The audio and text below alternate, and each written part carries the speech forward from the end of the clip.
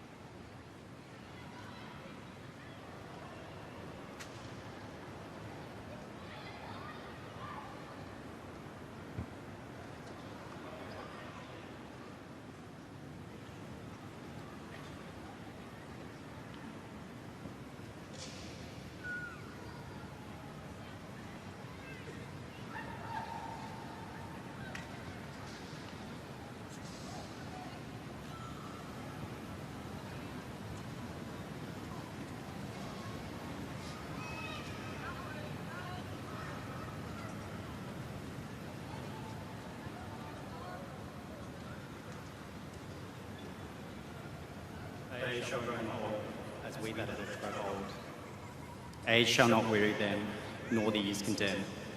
At the going down of the sun, and in the morning, we will remember them, lest we forget.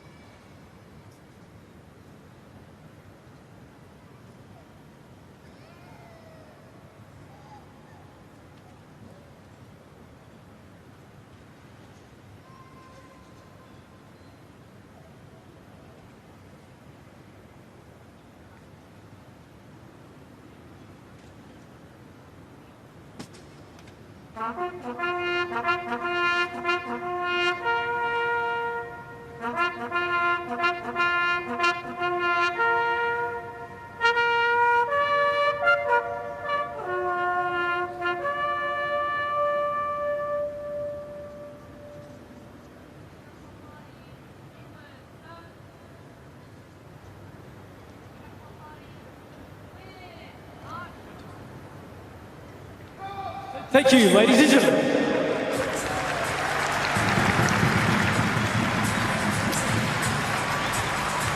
So let's take a check on the team lineups ahead of today's game, starting with Sydney FC, who go with the same 11 that started against Sanfrecce Hiroshima on Thursday, which means Joe Lolly is still not quite ready to return, though Douglas Costa did pass a late fitness test and will sit on the bench. So Adrian Segicic and Max Burgess continue. Anthony Caceres, Hayden Matthews and captain Ryan Grant, of course, all celebrating Socceroos call-ups this week. Joel King stands by for his 100th A-League appearance off the bench, where Thiago Quintal could also make his A-League debut. Now, one change for the Bulls. Jed Drew has picked up a calf injury and misses out, so Walter Scott comes in for his first A-League start of the campaign. Drew and Keely Adamson called up for an Ollie Roos training camp in the international window coming up. Adamson, of course, sent off here against his former club in the last meeting between these two in the finals. Harriet Piol and Danny De Silva are back on the bench. Luke Bratton returns to Allianz as a Bulls player for the first time after 5 years wearing the sky blue of Sydney.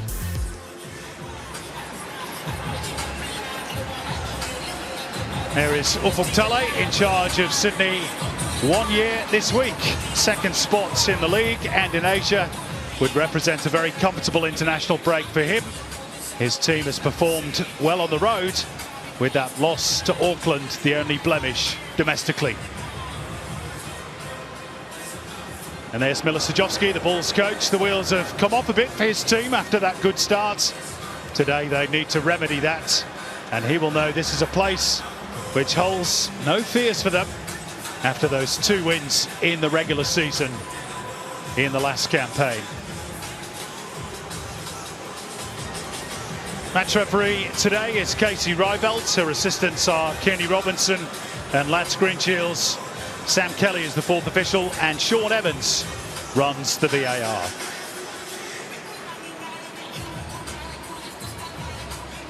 And good to see a couple of older Sydney FC fans presenting the match ball.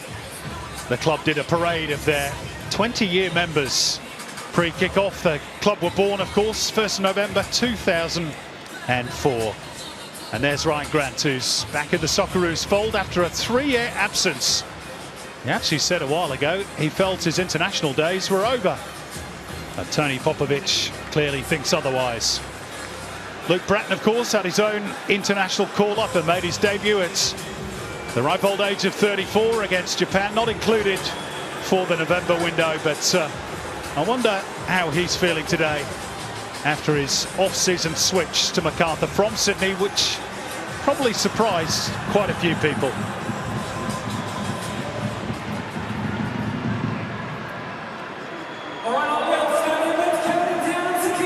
Jake Holman, whose brother Corey, of course, plays for Sydney, but out with injury today.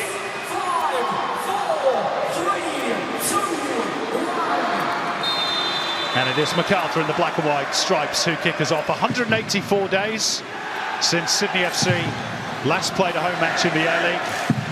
Allianz Stadium opens its doors once again, and this one is a big game for both clubs. Andy Harper. Sure is, Simon, and I don't know, it's been another good round of A-League football, but this could be the best game of the round. Sydney very happy to be home on their own digs, although the relayed turf, which looks fantastic, and huge kudos to the ground staff. A couple of concerts recently have meant significant works had to be taken, has had to take place on the playing surface, and it just looks remarkable how they turn it around so quickly. So we hope it holds up. Sydney excited to be home. Macarthur, well, I don't know, are they going to take the tip of Andrew Redmayne looking to pit the Wanderers in the Derby post? That was a good bit of banter, wasn't it, from Redders, saying that in terms of trophies, perhaps Macarthur are the closest rivals in this city. I'm sure the Wanderers fans will tell them otherwise. You'd think so, and certainly feeling better after their very good win on Friday night. And whilst we've got the chance, Harps, good to see some Sydney FC legends celebrating that 20-year anniversary on the pitch pre-game. Names from the past, the likes of Alvin Checkley and Sasha Petrovsky, Nicky Cole, Bernie Abini, Ivan Nichevsky, Brett Emerton. Yeah, it's great. I mean, you acknowledge the acknowledgement to the inaugural members who've been through the whole thing for 20 years with this club, and that was great to see the players as well. And it was a wonderful video tribute that was put together by the club as well and went on the big screen pre-game. Leo Senna getting a painful one. Got his maiden Sydney FC goal in the 3-2 win over Brisbane last week. Here's Ryan Grant. Nice little flick with the back of the heel by the Brazilian. Ryan Grant and Senna both brought to ground.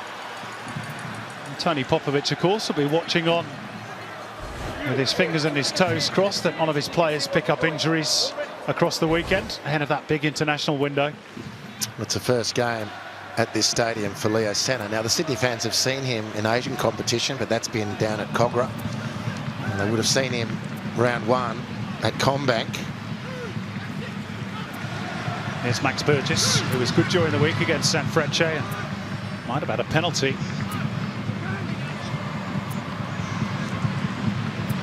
Back through Leo Senna.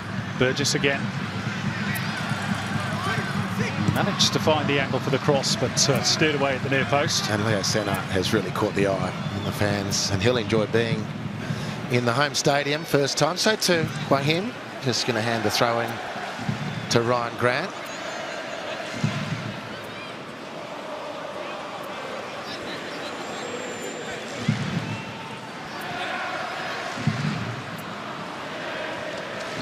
Valère Germain couldn't stick hold of the ball. Felt he might have been impeded. Here's Courtney Perkins. And now Alex Popovic, a home debut for him as well, after his loan move from Guangzhou in the K-League. He'll be with Sydney until January of next year.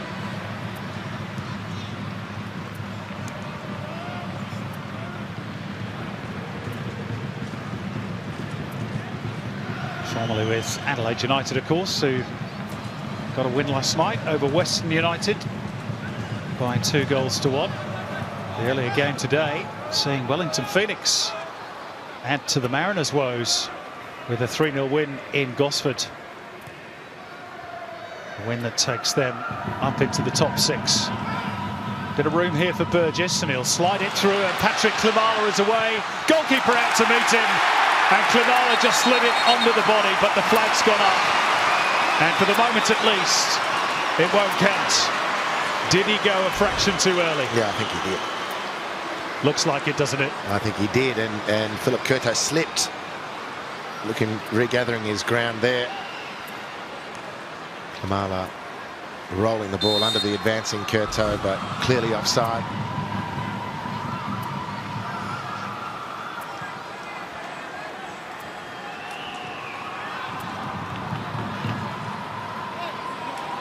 That's going to be offside as well. This time against the former Sydney FC player, Keely Adamson, who was only on an NPL contract with Sydney, but played a big part in their Australia Cup success of 2023. Sydney opting to go with Zach De Jesus, one of two promising young right fullbacks, with Adamson allowed to move on to Macarthur.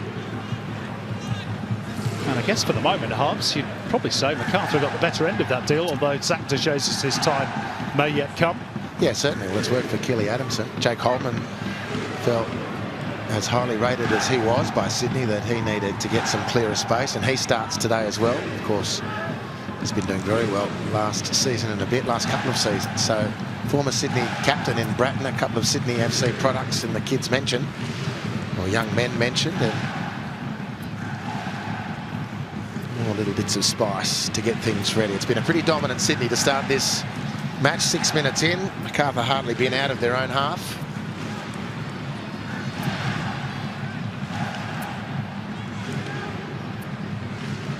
Well, this was pretty much the pattern on Thursday night, but Sydney just could not find a way through against the J-League outfit, in part due to some excellent goalkeeping, and they're up against one of the league's best again today in that regard, Philip Curto. Bit of room for Senna, who spots the run on the left beautifully, and the cross was an absolute peach as well. Klimala not able to apply the finishing touch, and behind off Vujicic. What a beautiful move from Sydney. Look at that pass from Leo Senna.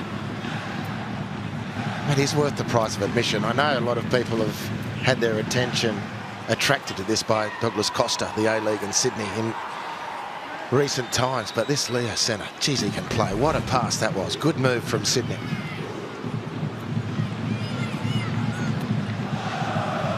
It's going to be the Moroccan, Anas Wahim, to deliver the corner, but not just yet.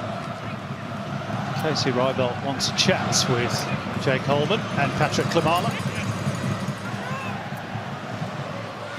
Still going on, that little individual battle. Casey Rybelt keeping a beady eye on those two. Wahim goes short for Burgess. Caceres.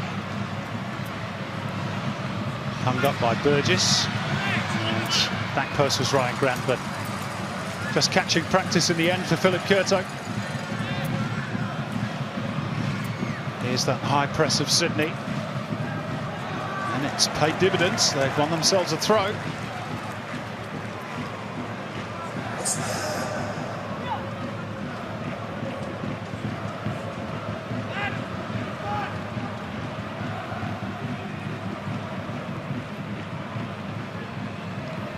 Popovic. Courtney Perkins.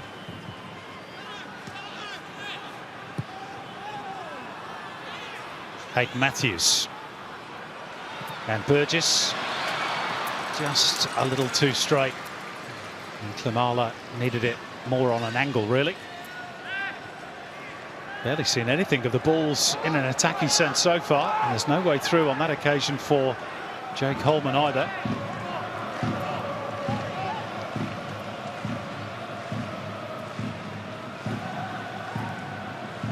Burgess.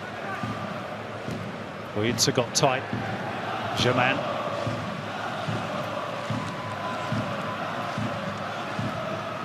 Adamson back through Tommy Uskok.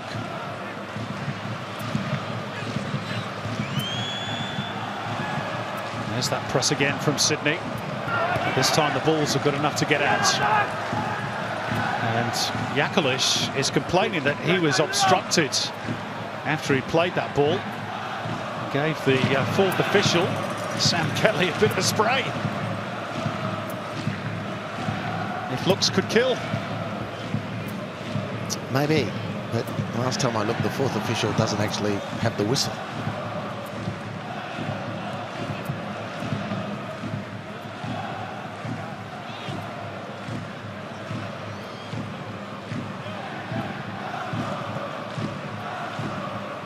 Nice angle ball by Senna for Caceres. Now Courtney Perkins takes over.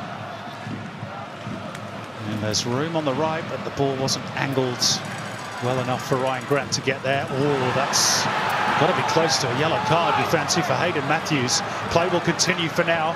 Vujicic's delivery, it's a beauty as well. It's Valère Germain, and he just seemed to lose his footing at the crucial moment. Maybe that's that relayed pitch, Hubs. Yeah, possibly. It's very wet as well, of course, at the pre-match watering. And Matthews been given the yellow card for this challenge on Jakalic. Not a lot of contact, but very, very late.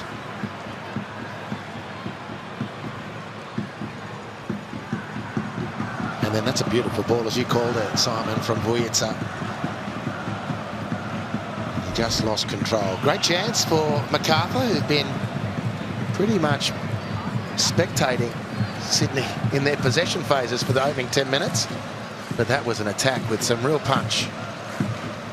Confirmation of the caution for New Socceroo, Hayden Matthews. And it'll be Walter Scott with the in-swinging corner. Redmayne, an easy take. Not going to miss Andrew Redmayne this afternoon, are we, in that high-vis kit?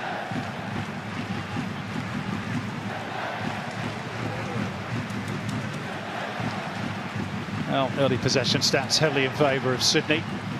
There we go, that's pretty telling, isn't it? Macarthur with the best chance, and they might be on again here. Redmayne out, and Yakalish got the better of him, but it spins away in favour of Jordan Courtney-Perkins. Now, you remember last season, Macarthur won here 2-0, and Andrew Redmayne came charging out of his goal, brought down his opponent, and was sent off. Almost in exactly the same part of the pitch, as memory serves me. Do you think he was thinking about that? Yeah, he ran possibly. out, maybe. And having lauded a couple of the passes of Leo Senna. What about that one from Luke Bratton? Beautiful. A couple of good shots across the bow from Macarthur. Liam Rose not able to protect the ball, but fouled by Segicic. Yeah, there's a bit of a grab at the jersey of Liam Rose.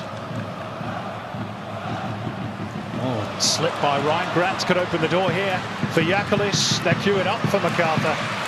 But Caceres there to tidy up. And that's a couple of good sights now of Sydney's goal that the Bulls have had. 3 consecutive very promising attacks for Macarthur. They've settled into things. And they've got plenty to offer this contest this afternoon. It's taken them 10 minutes to find their feet. And whilst a couple of Sydney players have lost theirs, Macarthur has sprung to life.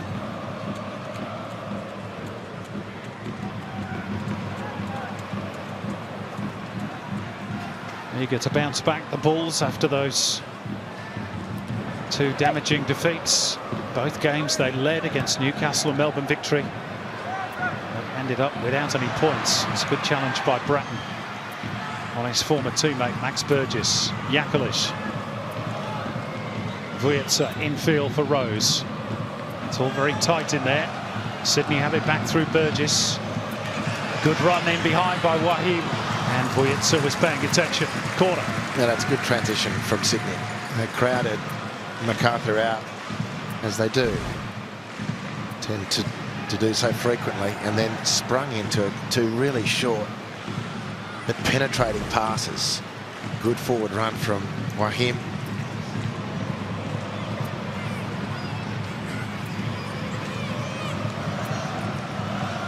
And the same player who made that run is going to take the corner. Cluster of 3 at the back post for Sydney, one of whom is Ryan Grant. Caceres. Burgess. Wahib.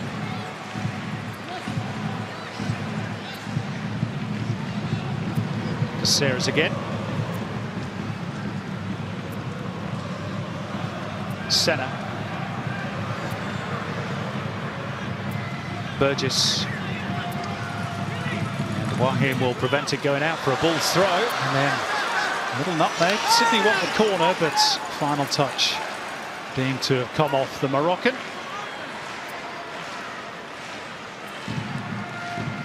Who clearly held a different view. Well, it was a nice nutmeg to see off Vujica, and then 50-50 split maybe. Going to go with the assistant, who was right there. Vujica. Yakalish. Vujica's continued his run. And at the back post is Walter Scott, if he can pick him out. But a disappointing cross from Ivan Vujica in the end. Yeah, just ran up a bit short there. Vujica was a really committed effort. Just couldn't get that extra yard of space with a bit of pace. That just lacked that little bit of pace at the end of that run.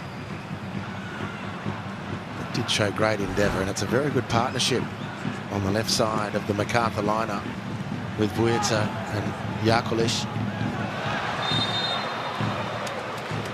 It's a foul on Senna by Valère-Germain.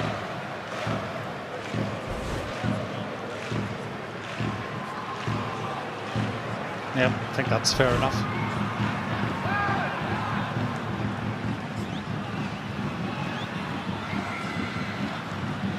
He's certainly one player that Sydney will have to keep an eye on this afternoon.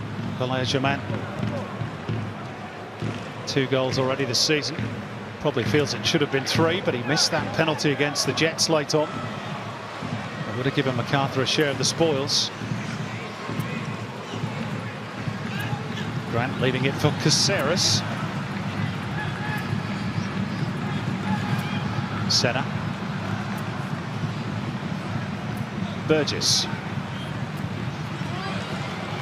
was caught behind that one for the Bulls, and up but not necessarily away off the boot of Jakalic.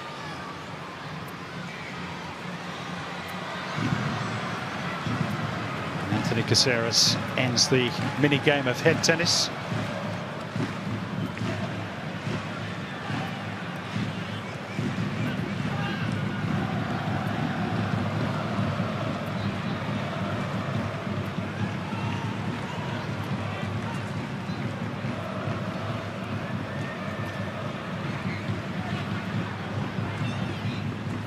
Ryan Grant wanting Waheem to come a little shorter. Popovic getting tight on Germain. Swung out towards Jakalic near touchline. He's had such a good start to life with Macarthur. Marin Jakalic, 11 goal involvements in his 8 competitive games for the Bulls. Segatic just lacked a little bit of weight for it to run on for Patrick Klimala.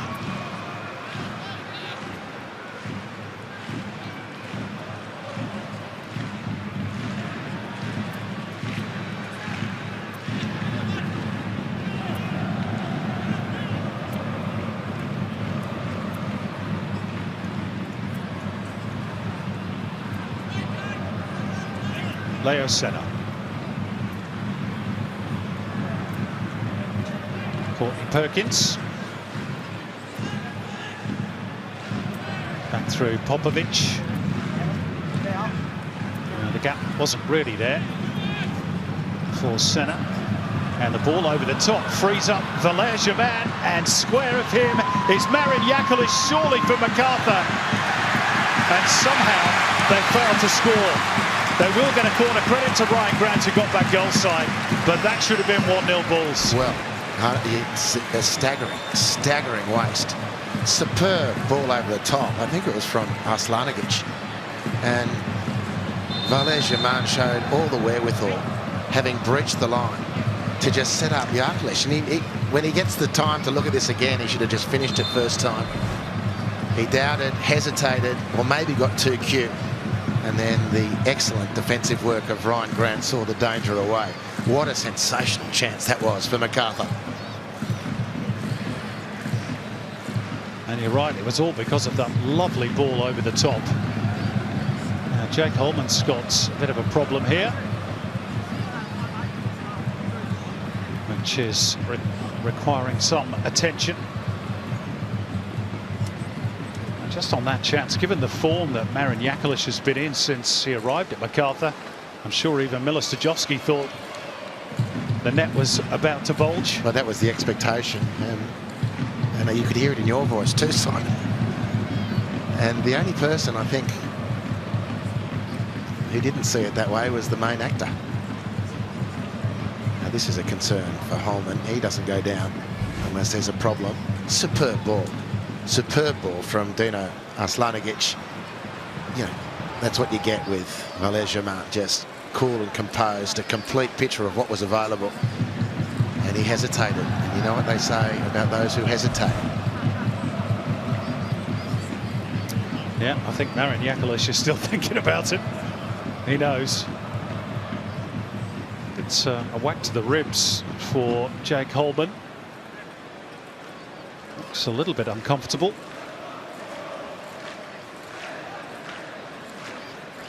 All of which requires a meeting of the Bulls' brains trust. Miller Stajovski and Matt Smith. It's a painful one.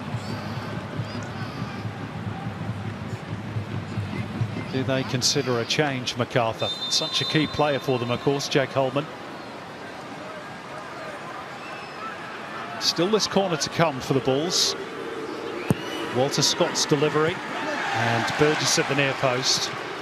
Worked out wide again by Bratton. In comes the cross from Yakulic, and Keely Adamson forces a quite brilliant save out of Andrew Redmayne to keep the scoreboard blank. And now Sydney look to spring forward on the counter through Anas Wahid. Segacic had gone beyond. He was used as the decoy. Caceres. Macarthur now back in numbers.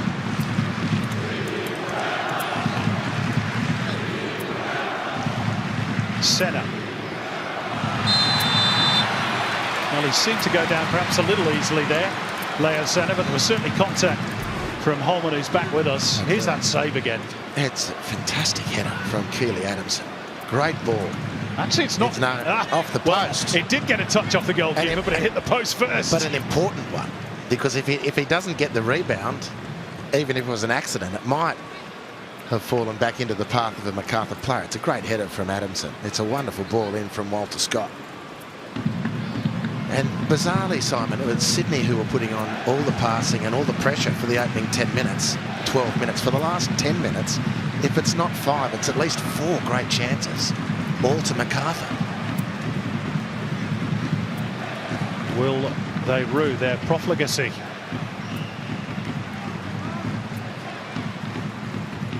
Sydney free kick to come in a handy position.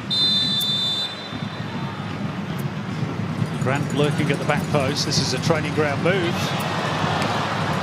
And in the end, well wide off the boot of Anas Wahid. Yeah, it was a nicely worked move. I think it probably came to Wahid just a little quickly.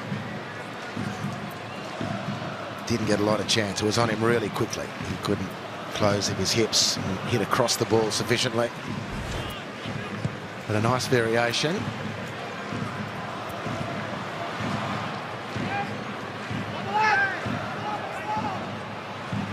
Really, Macarthur could and probably should be 2 goals to the good. Here's Burgess. Holman's gone down again. I don't think he's going to be able to continue. Those ribs are giving him a lot of grief.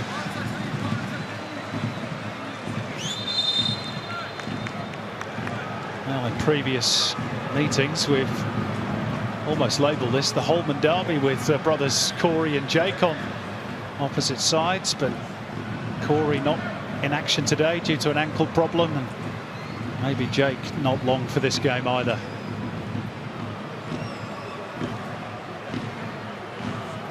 There is Corey Holman, the centre of that trio.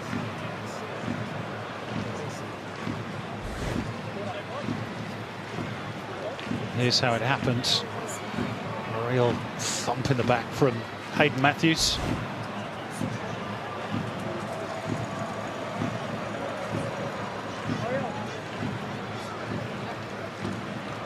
Change is called for. We're going to see the introduction of Aliath Piol at the expense of Jake Holman, which is a blow for the Bulls, Andy. Yeah, it most certainly is, but it door closes, another opens. It's a great chance for some extended game time now for Piol. Got his first goal in the A-League towards the back end of last season against Adelaide United. You just see Jake Holman pulling up. Obviously those ribs much too sore to continue.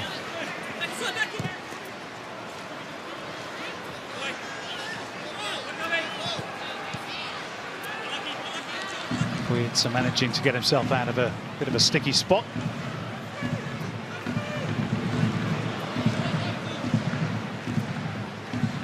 Caceres.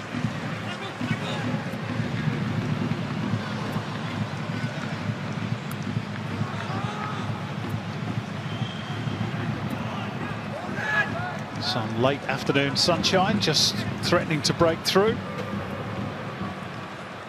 after what's been a rather grey afternoon in the Harbour City. Viserys showed too much of that to Liam Rose, who was biting in the challenge. There's that ball over the top again. Ariath Piol with Hayden Matthews in close attendance. Well defended. The contest is certainly, and I think well and truly evened out after Sydney were looking really dangerous and very dominant. And I wouldn't say necessarily that Sydney have dropped off at all, but certainly Macarthur have risen to the occasion. And they've been hogging the recent stat of really good chances created.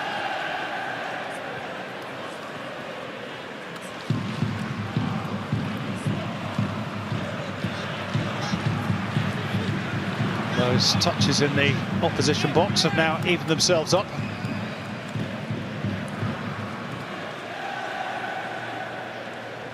It's a bright start by the Sky Blues, but really aside of the disallowed goal to Patrick Klimala, there's not been a whole lot else for the Sky Blues. Red Lane out again to play sweeper keeper.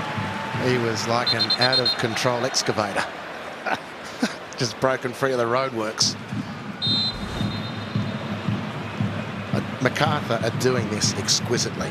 Now their first option, and very well primed by coach Milo Stojowski, I'm going to have to assume, but their first option, you get the ball in transition in midfield, head up and curl the ball over what you expect to be the advanced Sydney defence, and they're getting them every time.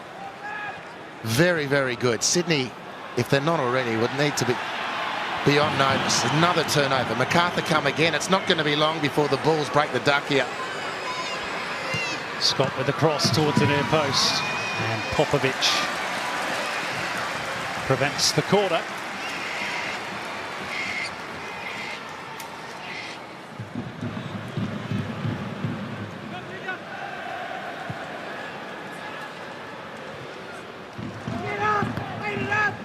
Bujetsa.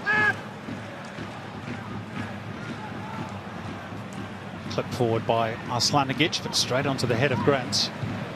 I think Max Burgess got a call there from Caceres. Piol. Senna protecting the ball really well. That's good play by the Brazilian.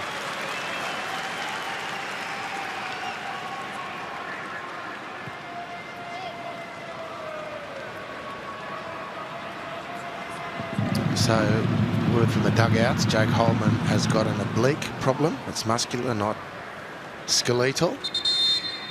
Might be a bit of a tricky one to fix in time. Yeah, Sydney have got a bit of an issue. Yeah, so this will be a huge blow. Leo Senna is going to need some medical attention.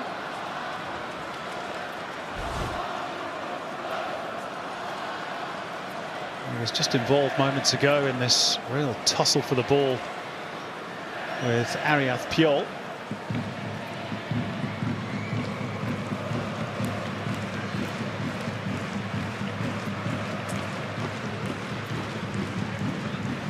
It's really good shielding of the ball, but he then dropped to the turf. Problem with the left thigh, perhaps. Jaden Kucharski immediately sent to go and warm up.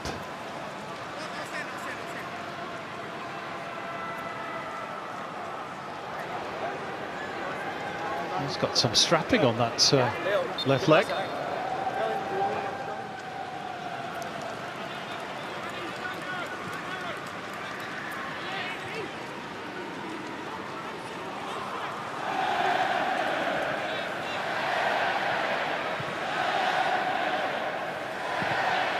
Sydney just down to 10 for the moment. Leo Senna's back with us now.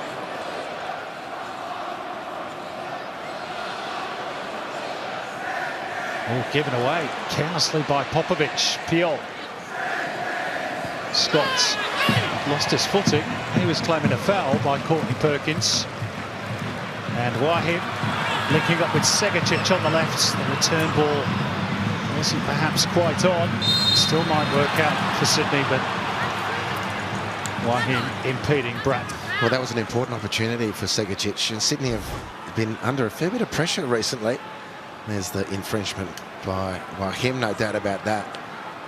Prior to that, however, Sydney were away, and Segicic, with the game at the mercy of his left foot, came up with a short pass that was errant.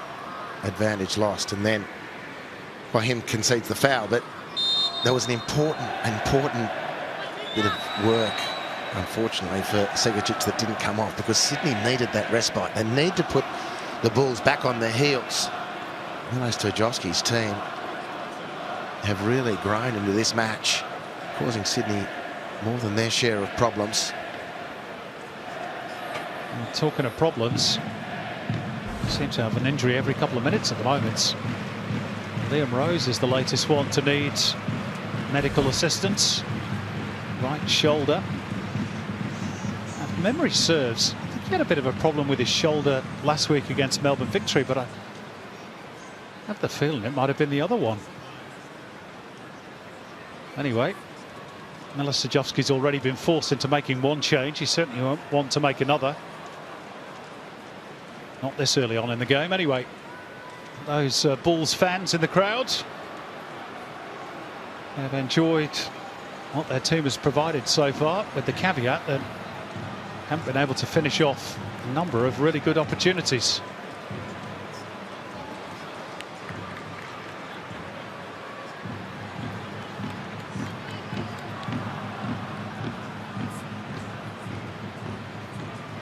Liam Rose will have to go to the side of the field, given that the physio was called on.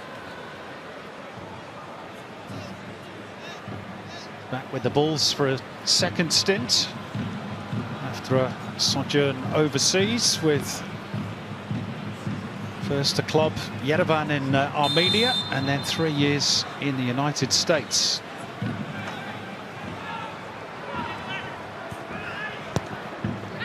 With the most wonderfully named El Paso Locomotive harps. Give us an E. There's your 90 minutes there.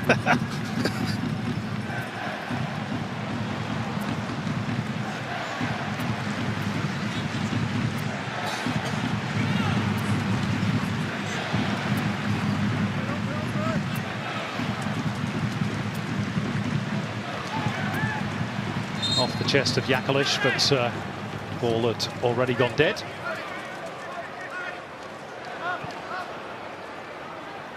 One more game to come in round 4 of the Isuzu UTE League men's competition. That's Perth Glory against Melbourne City later on from HBF Park.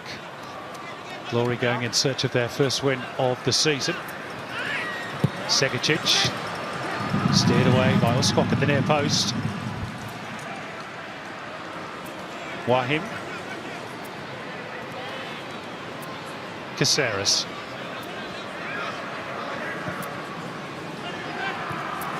Courtney Perkins. Wide for Wahim. Caceres. Little angle ball for Jordan Courtney Perkins. Never really looked to have it under his full control.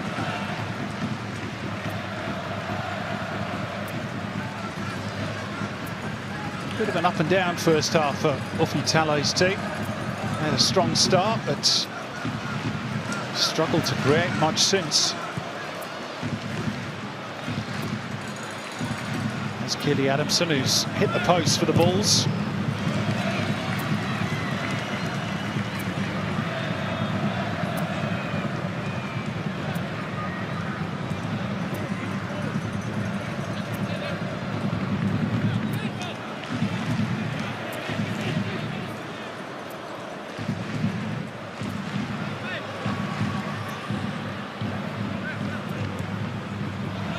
Senna.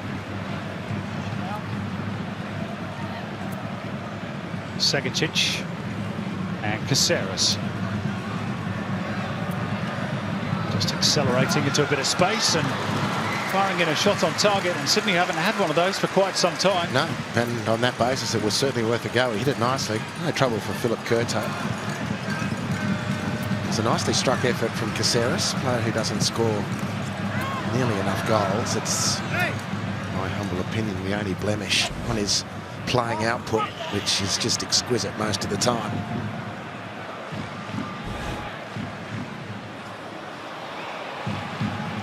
Rewarded by that Socceroos call-up. You're right in terms of the goal numbers. Just 18 in 259 A-League matches.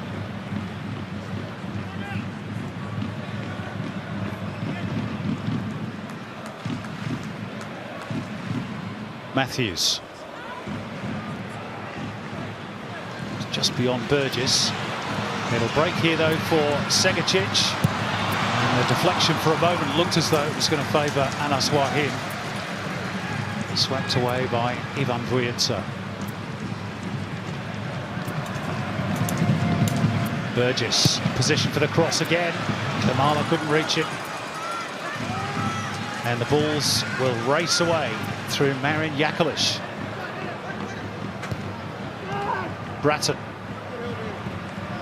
Village-man trying to stay onside, and he's managed to do that. Jakalic in position at the back post. There's two of them, Jakalic, and they flopped their lines once again.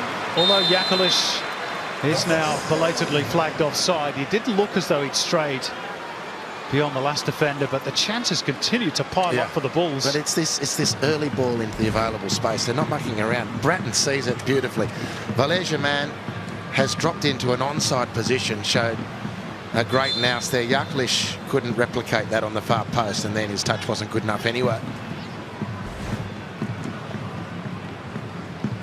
But this has been the pattern in the first half after a really strong and convincing start from Sydney. Macarthur have been picking them to pieces with those beautiful arced balls, and the runs really well anticipated. Macarthur, this under the instruction again, you have to assume it's Milos Turjovski and his coaching staff. They've picked this one beautifully. They've just missed the finishing touch so far.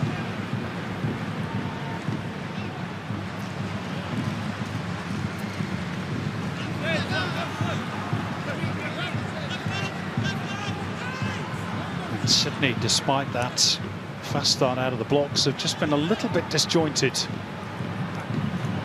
in the front third.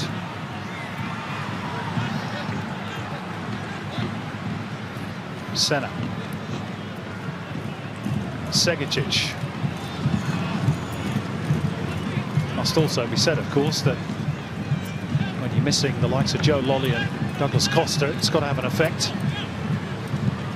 Into the box, but just routine for Curto. Early launch in the direction of Piol. Sorted out by Sydney's two central defenders, or at least it should have been. Given away by Matthews, who's now trying to atone for that. Holds up Jakalic. Bratton. Vujica. Arslanigic. And Uskok. Scott went first time. It was the right idea too. Keely Adamson just stolen on the blind side of Alex Popovic for a moment.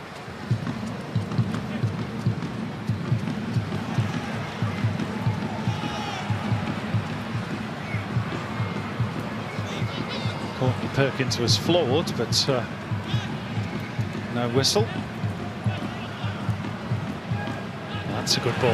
Now there's a bit of space for Wahim to advance into it. The midfielders caught the wrong side of the line.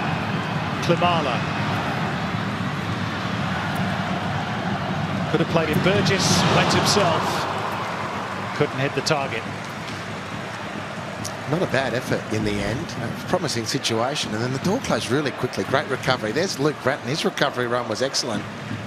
Now I reckon if that was falling to a player naturally right-footed, Klimala might have left that for Max Burgess, but doing the quick calculation, thinking, well, there's no point leaving it for Max's right. I may as well keep going. There's Joe Lolly watching on in the stands. Not quite ready to return as yet. He's saying, don't point the camera at me. Douglas Costa, of course, cool as a cucumber. He's well used to the cameras. He's an option for Sydney off the bench. Quite how fit he is, we don't know. Beautifully brought down by Shaman.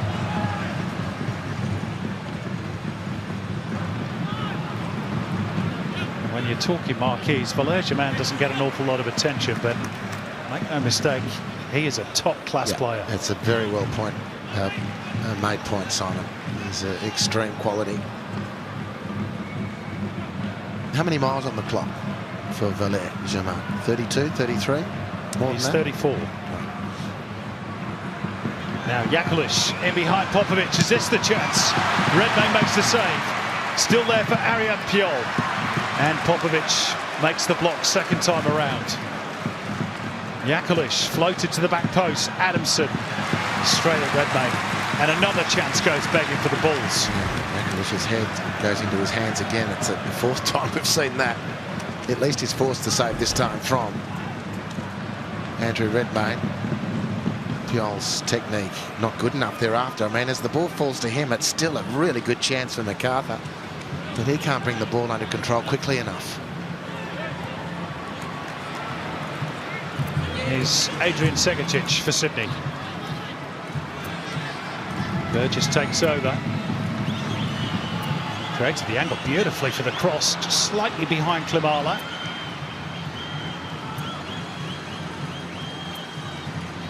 One back by Hayden Matthews.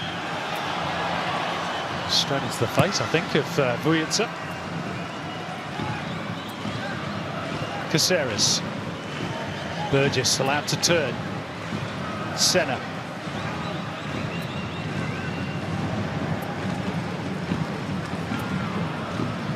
Sydney have run out of options and ideas here, all the way back to Redmayne, with Piol fast closing in. Well, Waheem did well to stretch out his boot and reach that. Grant.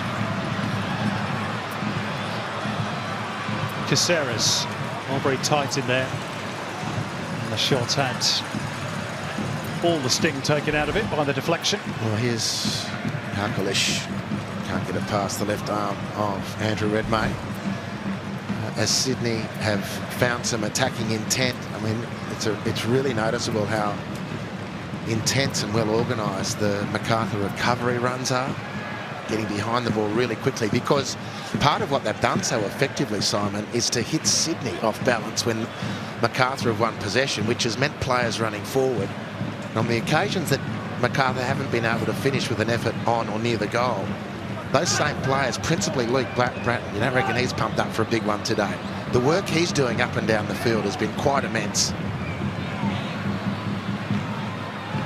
Popovic.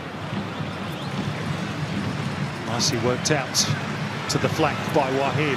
Burgess. Sydney threatening as the half draws to a close. Segicic looking to attack Adamson. Courtney Perkins leaves it for Anthony Caceres to drive it. Bratton got in the way. Back come the Sky Blues again. Segicic got away from his marker. Klimala tightly watched by Arslanigic, and there's going to be a card here.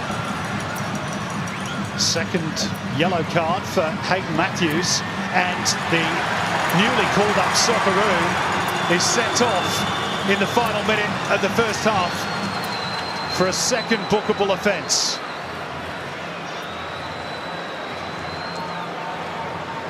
Well, it had been a great week for Hayden Matthews up until that point, and although Jakalic will say he was away and it's deserving of a yellow card, Hayden Matthews will rue that moment. Yeah, it's a silly one. It's a really soft concession. Tele, understandably very frustrated. The defender in that case just isolated again, because Sydney have lost their mojo a little bit around the Macarthur penalty area. Because those opportunities haven't opened for them to shoot, they take that extra touch, the door closes more tightly again. And it's enabled Macarthur to get into this counter-attacking rhythm, and here they go once more. Andrew Redmayne is playing almost as a third central defender for them, or second as it is now, with Matthews' dismissal.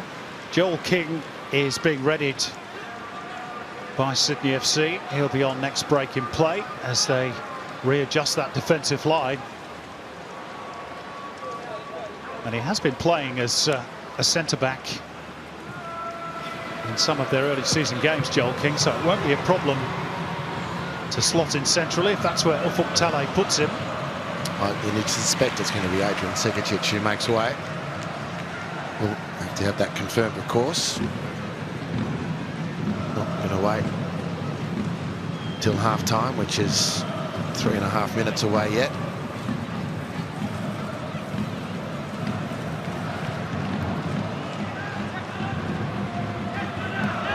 For the moment, Jordan Courtney-Perkins has gone in alongside Alex Popovic. He can play there, of course, as well, with Segacic dropping a little bit deeper on that left-hand side. You have to credit Macarthur.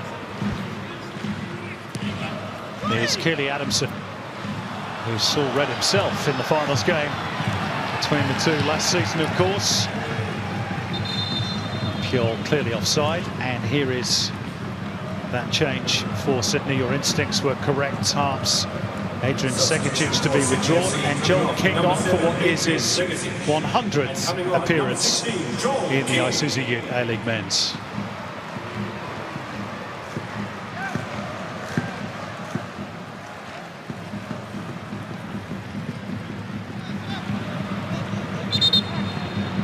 No faults can be attached to Adrian Segacic. He's just the collateral damage.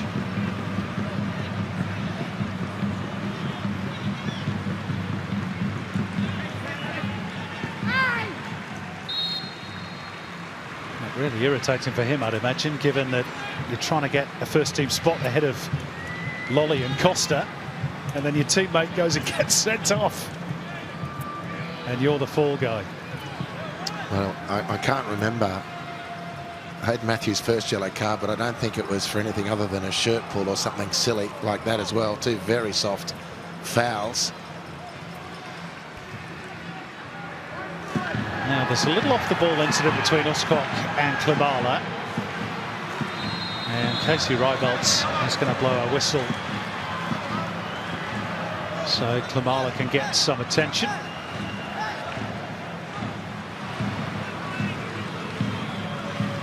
There's been a fair bit going on out there in the first half. Really keenly contested. I think Macarthur have been fabulous this first half. Really frustrated Sydney, who need to, in the sheds under Talon, I'm sure, it's very capable of doing this, but they've got to get their mojo back. They've won the mental battle, I think, Macarthur. Yeah, little barge into the Sydney FC striker by Uskok. Casey Reibalds going across to have a little chat. Into the fist bump with the referee, which the Sydney FC fans don't like, considering their central defender's just been sent off.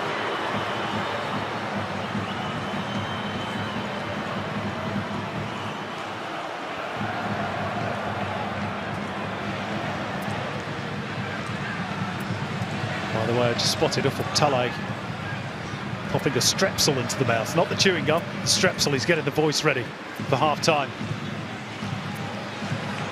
Grant, could Sydney go in with an unlikely advantage? Wahim, set up.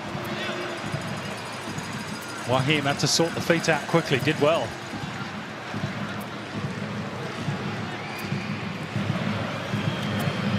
King across for Popovic.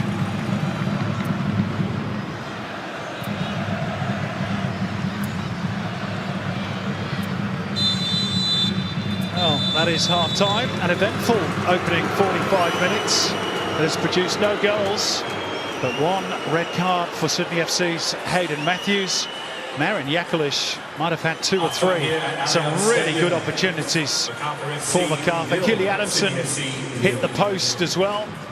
And at the other end, Patrick Klimala had 1 goal ruled out for offside, and another shot that flashed wide of the post. And he's still arguing about that little coming together with Tomislav Uskok. But at the break, after all that at Allianz, it's goalless. Sydney FC 0, Macarthur 0. And we're off to a break ourselves. On the other side of it, join us for the Hungry Jacks half-time show. Don't go away.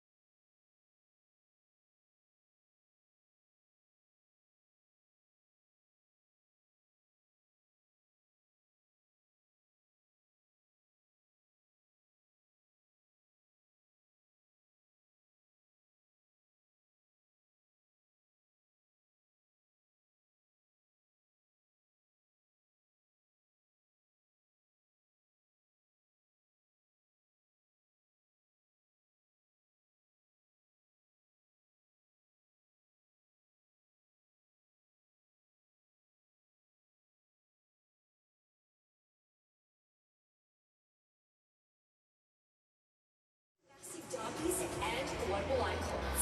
Soak up the energy at the Unite Round Fan Zone with DJs, football activities, food trucks, and meet the football heroes.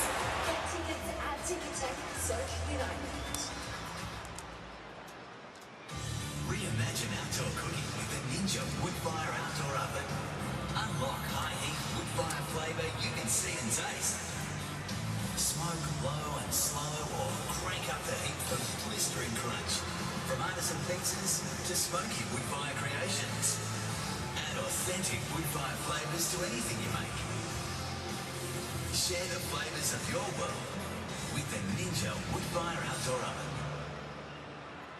Is school driving you bonkers? I'm thinking you'll make me school. Well, salivate with insanity no more, because Spongy's at your door.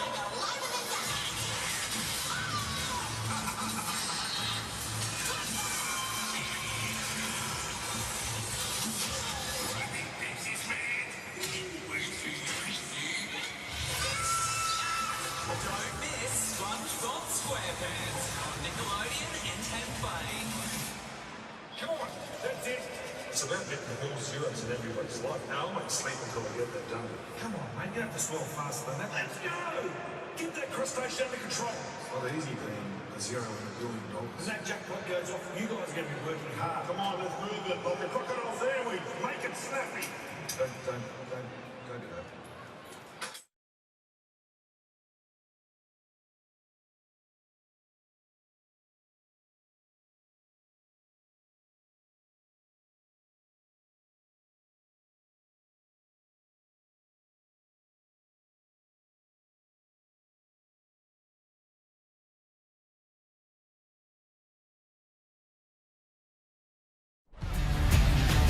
Now a bit of space for Craig Goodwin to advance into and pull the trigger. Oh, what a goal! That's a stunner from Craig Goodwin back in the city where he is still a hero to many. Boss on the overlap, still there, Aidan O'Neill, spied into the net by Nishan Valupale to set the seal on the win for Australia. Yes, the Socceroos back in action this coming Thursday against Saudi Arabia, 7:30 p.m. Our coverage starts live and exclusive on 10 Bold and Paramount Plus. And of course, a few days after that, they go to Bahrain. Welcome along to the Hungry Jacks halftime show. This is the big moment, the big talking point of the first half between Sydney FC and Macarthur FC, which is goalless at the moment. That's Hayden Matthews' first yellow cards for the challenge on Marin Jakalic. And then just a few minutes before the half-time break, he held back the same player and the same results. Another yellow cards, and Sydney will play the rest of the game with 10. That's going to be tough from here on in for Sydney FC. Certainly Macarthur have had the vast majority of the clear-cut opportunities, which we will see now as we check out the Harvey Norman highlights with myself and Andy Harper. Harps, the Bulls created plenty, although Sydney FC were the stronger of the two in the opening 5 or 10 minutes. Yeah, just couldn't get the touch that they needed in front of goal when they were going so well, flying actually with Sydney. Macarthur just hanging on, and then, I don't know, from the 12th minute, it was just then a series of chances for Macarthur, who will be sitting in the sheds now wondering how the hell we're not at least a goal up. Now, Sydney would have created a few more chances thereafter, but there was a raft of them coming the way of the black and whites here at Allianz Stadium and really put Sydney on notice. And I think the pressure that they were able to put Sydney under, particularly on the counter-attack, is what dragged Hayden Matthews into those two really rash challenges.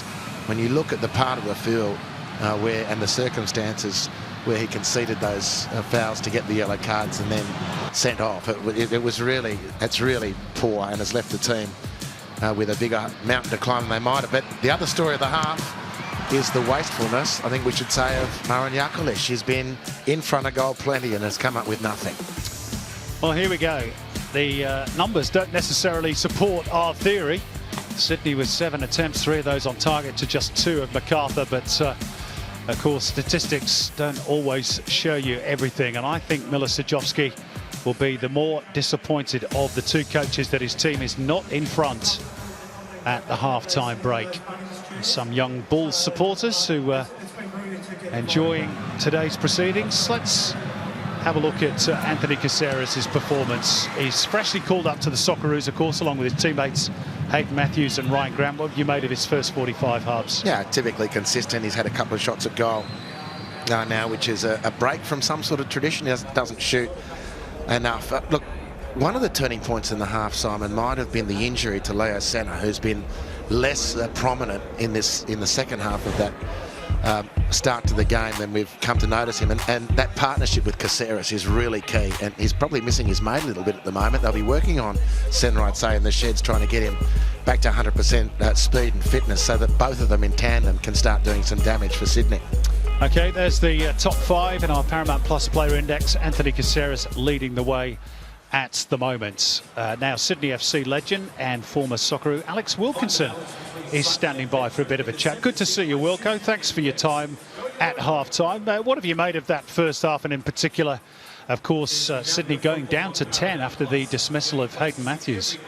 Hey boys, thanks for having me. Yeah, look, obviously a little bit disappointing at the end of the half there to lose Hayden, but yeah, look, I thought we started the game really well, actually. I thought the first 10 minutes we were well on top, had a lot of the ball. Didn't create a lot, but I thought it started with some really good intent, and then thought we got a little bit sloppy in possession. And like you said, they created a number of chances on a counter-attack with us giving the ball away in dangerous positions, and Jakalic, like you said, had a couple of really good chances to put us behind, but Redders made a great save and we scrambled well for a couple of the others. But all in all, look, a competitive game, and obviously it's going to be a little bit more difficult now in the second half with Hayden off, but I think Gulfield just want us to be a little bit more calmer in possession and move them around a little bit more and be a little bit more patient. They get a lot of players behind the ball very quickly, and it's very difficult to score and get shots off around the box cleanly. So he'll want us to be a little bit more patient in that regard. Wilco, Leo Senna has made a great start to life as a Sydney player. I mean, he's just a sensation. But he looks like he's a little wounded at the moment. What's the injury background to him? Because when he went down for some treatment, then revealed the strapping on his thigh and has had a decreased influence on the back half of that first half. Is that a result? Are the two linked?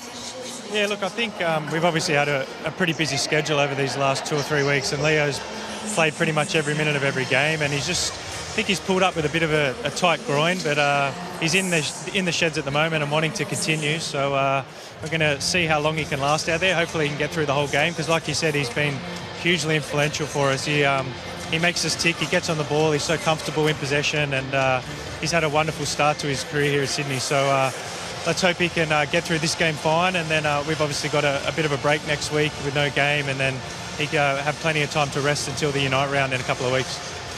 Wilco, we'll let you have a break. Thanks very much for taking some time out to talk to us. Thanks, mate. Pleasure. See you, fellas. That's Alex Wilkinson, ex-Sydney FC. Of course, the international break is coming up. We've got another game, though, before that. Perth Glory against Melbourne City to round out round 4 in the Isuzu UTE A-League men's competition. That's coming up on the back of tonight's game on Paramount Plus. We're off to a quick break before the second half gets underway.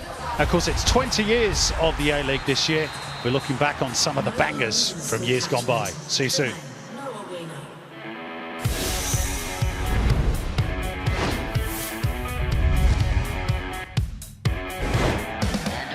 very much on Sydney FC. The dummy from Brosk, and the shot from McFlynn. What a shot! What a strike! What a goal! What a start! Before anything's even had a chance to settle, Terry McFlynn has let rip. The unsung hero of Sydney, another foundation player. Have a look at that.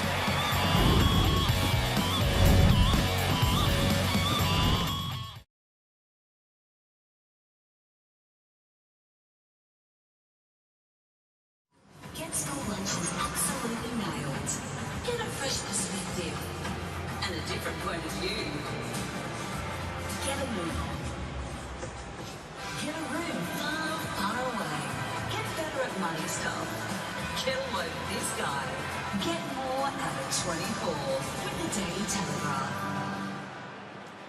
Invest with Latrobe Financial, Australia's multi-award-winning wealth manager, returning a current variable rate of 6.25% per annum, reviewed monthly on a 12-month investment, trusted by Australians for 7 decades.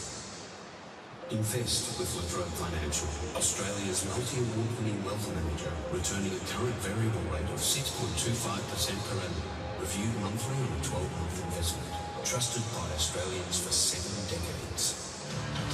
Feeling rushed by a quick test drive? At Carver, we believe everyone deserves 7 days to drive and decide if the car's right for you. Buy online at carver.com.au. Carver, it's all good. All right, everyone, stadium, we need this place to get rocking. A big second half to come. This is the Carver fan cam. You see yourself on the big screen. Get up, get loud, mate. We need you rocking for the second half. We need this first FC on moving 3 points against Macarthur FC.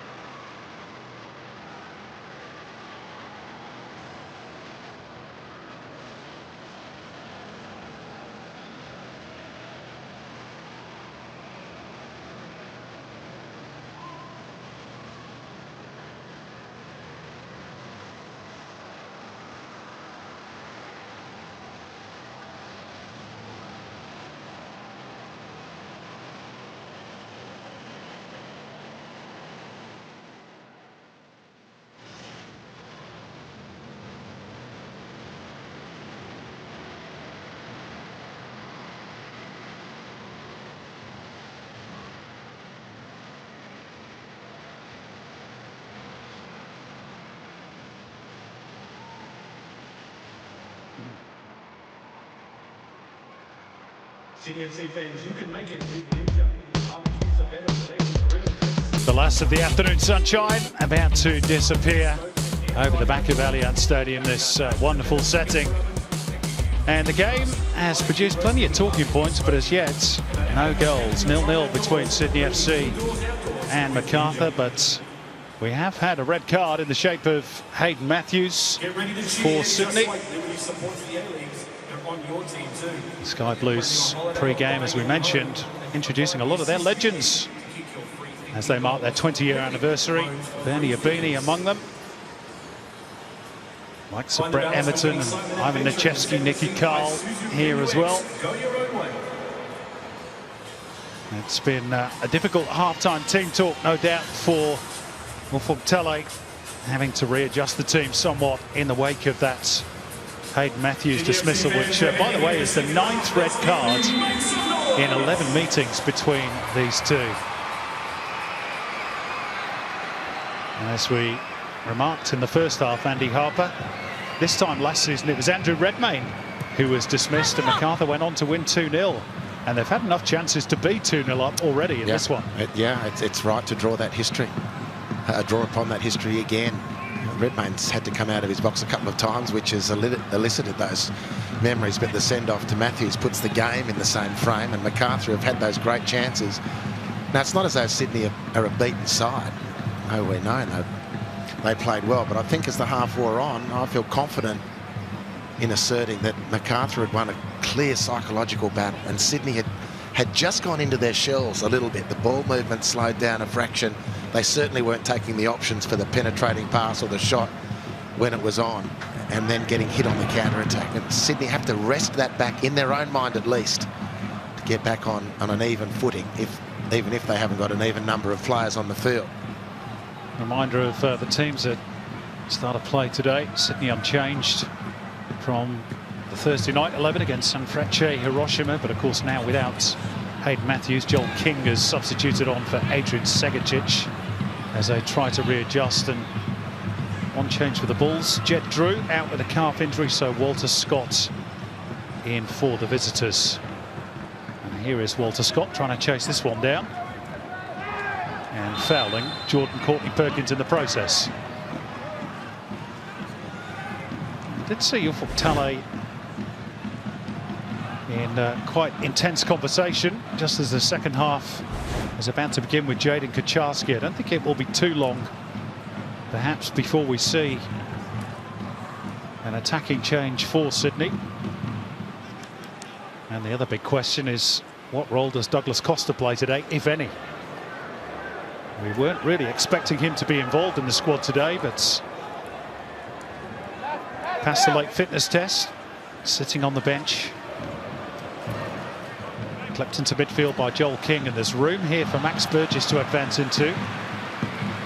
Pushing up in support on the right is Ryan Grant, the captain. And Burgess continued his run into the box. Hangs it up towards King. Sydney will go again, but now the whistle goes for a foul on Luke Bratton, which frustrates the home support. Well, it took a while to come. Luke Bratton went down a while ago. Sydney fans think that's a fair challenge. Well, the whistle didn't blow instantaneously. Not sure what the ref was waiting for, but made the call in the end. Tackle from behind by Waheem. Might draw the attention of Casey Rybelt. Waheem away from the scene of the crime. Yeah, you've got to be careful with those. Well, he got plenty of the ball, as you'll see here, but it is a difficult one. He takes him out with one leg and gets the ball with the other. I'd be a little fortunate not to get a yellow card for that. It was a clear free kick. Vujica off the shins of the left fullback and out for a Sydney throw. Sydney grateful to be back home after all their travels. They've clocked up over 18,000 kilometres in all their previous away trips so far this season, including Asia, of course. Finally back on their regular home deck today. Here's Keely Adamson. Puts it out in front of Walter Scott. This behind and to the side of Ariath Piol. Macarthur just lacking that little bit of quality in that attack. And then Senna dragged back, and the yellow card is flashed in the direction of Walter Scott, which probably draws one of the biggest cheers of the day from the Sydney FC fans.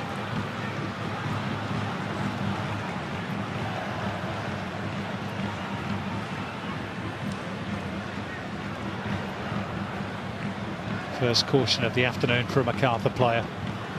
It's a good stretch by Waheem. King. Caceres. Burgess.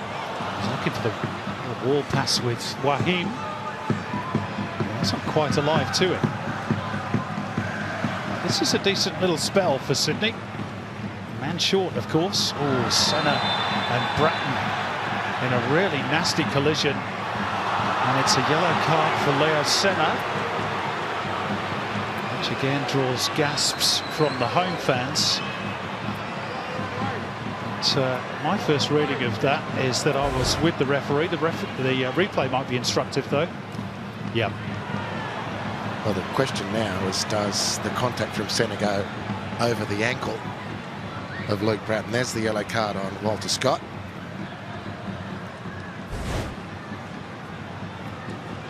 Both players coming off the worst for wear. And just to your point, Harps, if it is over the top of the ankle, of course, that's the instruction that the VAR needs to have a look at it and maybe ask the referee to review that decision.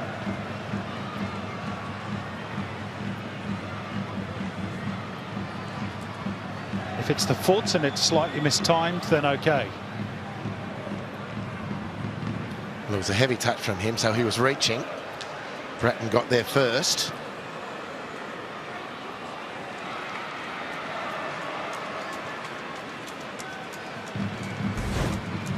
Here we go again.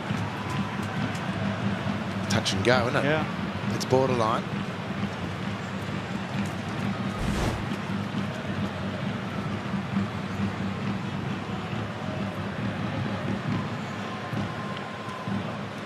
Well, for now, it's just the yellow. Sean Evans in the VAR booth today.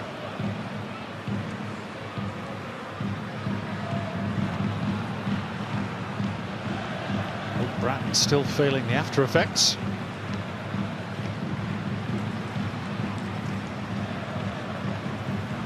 Well, he's had a huge game. He and Liam Rose in the centre of midfield have really worked hard. Done a great job. He's really a bit tender at the moment, Luke Bratton. I'm pretty sure Valère Germain is just asking the question as to whether Casey Rybelt should reconsider. The Macarthur bench the same.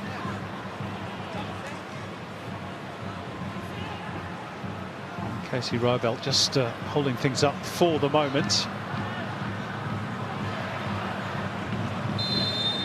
Everything okay and above board. On we go.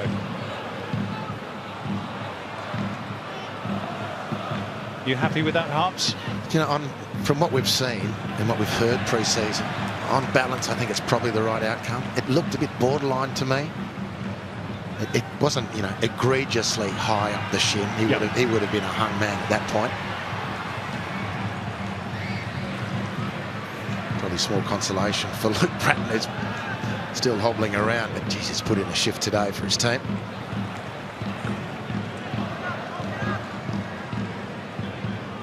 Sydney finding those little gaps in between the defensive lines, and they're asking just a few questions of the Bulls. Good observation. Well, where, if it's true that the psychological battle had been won by Macarthur in the first half by their really, really good tactical output, and maybe Sydney have got the psychology going their way now. The extra player sometimes doesn't help the team that should be flying. They're definitely in the trenches at the moment. Macarthur barely touching the football in any meaningful sense. A lot of tackles and scraps, but they're not getting any passing sequences. Barely been in the half of Sydney. Well, that was the case in the first stanza as well. It took them about 11 minutes to get a touch in Sydney's half, and from that point on they had plenty of efforts on goal. It's a fascinating game. And very tense. I mean, there's a hushed atmosphere. There's a good crowd here at Allianz, but it's a hushed atmosphere. And the fans are on the edge of their seat just waiting for it to actually go, and it's simmering. It's really simmering. Sydney have sent 3 substitutes away to warm up to our left. Douglas Costa not among them. There's Adamson for Macarthur. Scott. Rose. Arslanigic. It's for Bratton. Jakalic coming short. Good use of the body. Good switch too. And they have an overload here, but Walter Scott's control just bought Sydney that vital extra second. Germain. He was caught there by Waheem. Gives him the hard stare. Yeah, I don't think that's too friendly on either player's behalf. It's been bubbling under for most of the game. It's definitely a foul. But it was the arm to the back of the head that Germain took exception to and then replied in kind. Oh, he did. He went pretty close with that thumb on the eyebrow. I mean, that little moment, I think, sums up the general mood. This one is really just sitting on the edge. Rose. Joel King just had a handful of Walter Scott's shirt there, but let go in the nick of time. And now Uscott is pinged for impeding Klimala.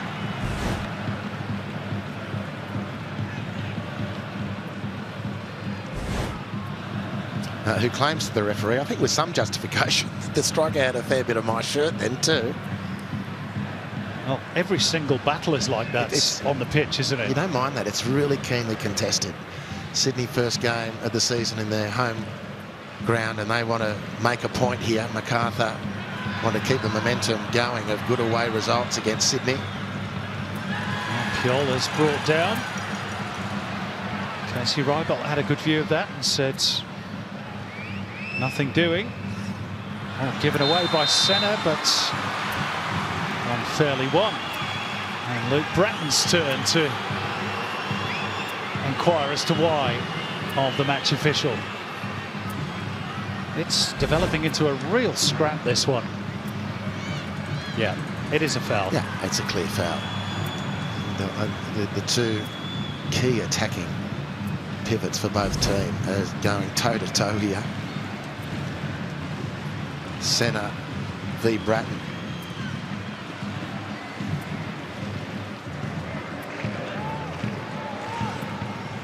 Caceres. Turned back by King for Wahid.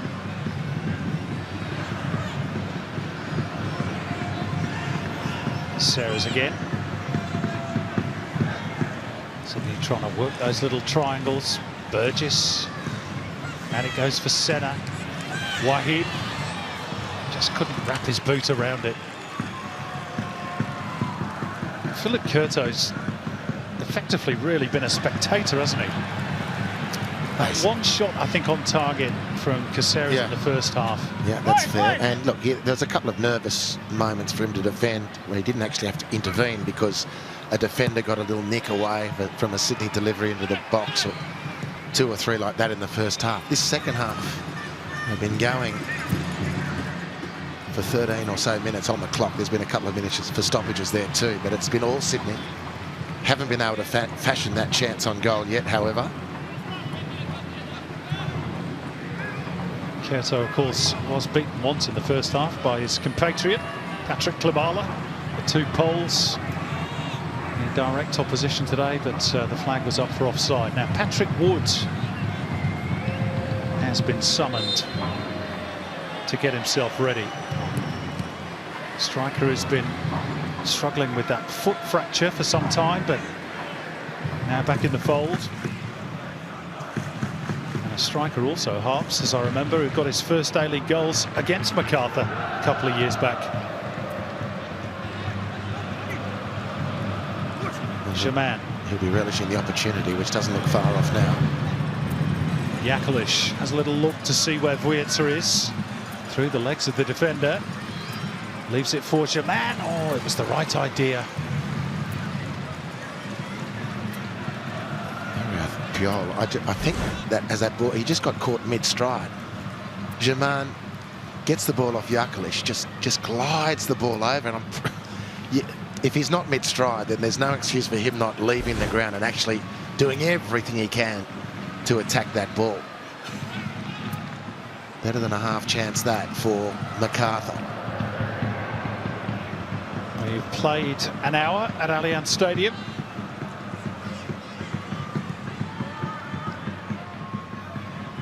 Sydney still on top in terms of the number of shots on goal. 3 of those on target. Struggling to remember the other 2, in all honesty. There you go. Jakalic.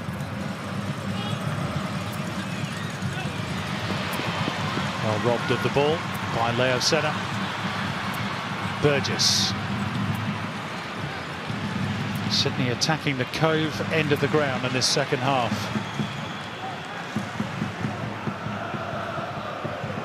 Joel King in position for the return from Burgess. Goes low. It wouldn't stick for Klimala. Needed a softer touch than that. Yakalish. Piol is desperately trying to stay onside. Adamson.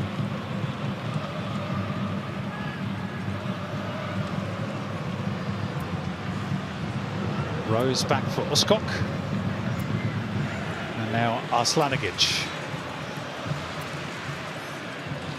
Big Belgian defender of Bosnian heritage. Here's his partner in crime. Oops-a-daisy. Tomislav Uskok completely losing his footing. And Sydney looking to steal forward. Wahi. Courtney Perkins through the gap for Caceres. Now Burgess. This looks promising for Sydney. Ryan Grants as they reach the penalty area. Burgess to unleash. Set up again by Caceres. Courtney Perkins has a go. Charged down by Adamson. And Jaman back to try and restore some semblance of control for the Bulls. Well, 10 out playing 11 at the moment. How often do you see it? Macarthur can barely get their foot on the ball. Although the evidence of the first half should still keep Sydney on notice. And Sydney, for all their possession, finding it really difficult to get anything telling at the end of it. Maybe this attack will bring something. It's Max Burgess who gets the byline. Can't have enough elevation on the cross. But Sydney has started to knock on the door. The 10 men of Sydney FC. Leo Senna. Through the gap for Caceres. Burgess. It's crisp passing in a tight area by the Sky Blues. Macarthur with that man advantage, increasingly having to hold on.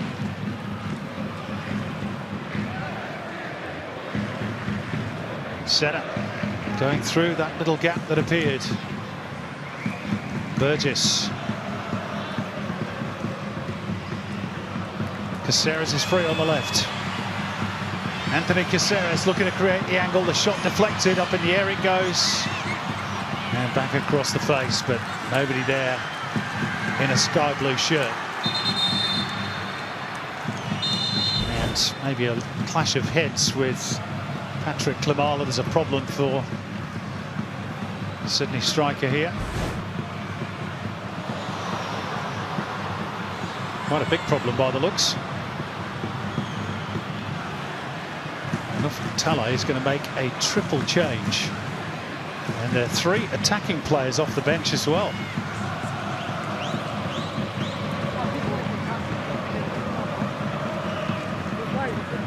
Klimala's going to have that blood staunched if he's not to be one of the 3 replaced. And possibly a change of jersey as well. But we'll see.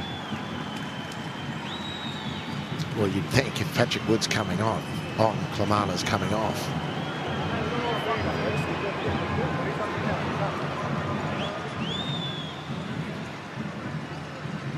Well, they are yet to confirm that decision.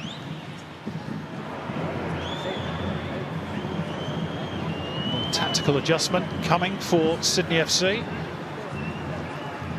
Nathan Amanatidis to replace Anas Wahib. That's the first change.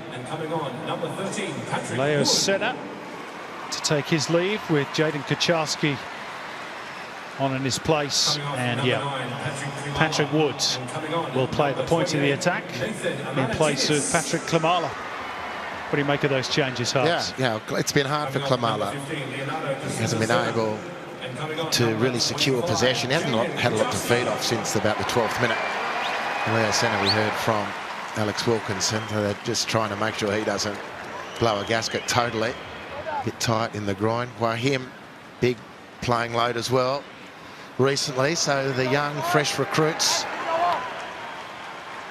sent in to battle for Sydney. So all change for the Sky Blues.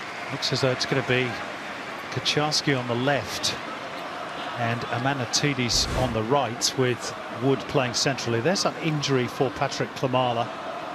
Just catching the head of Ivan Vujica. Off he'll go to be patched up and powdered. Meantime, Macarthur have a free kick for the foul on Adamson by King.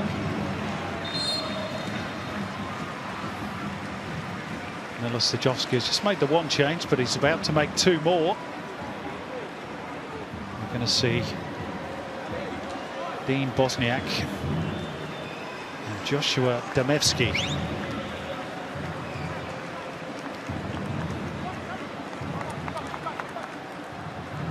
Demevski in place of Liam Rose. Walter Scott takes his leave, so Dean Bosniak is on. 22, Liam Rose. And coming on, number 27, Joshua Demevski. And coming off, number 18, Walter Scott. And coming on, Dean Bosniak, who's just been called up to the Young Socceroos squad for the upcoming Panda Cup.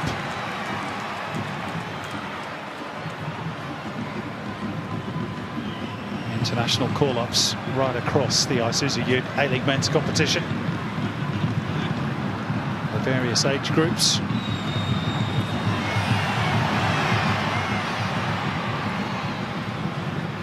Midway point of the second half. It's a game that's threatened goals, Andy, but as yet, they haven't had any. No, plenty of chances to go with that threat.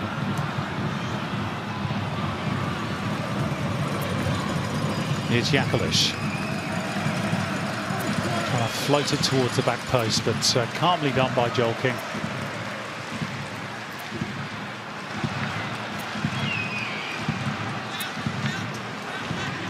Andrew Redmayne has barely had anything to do second half.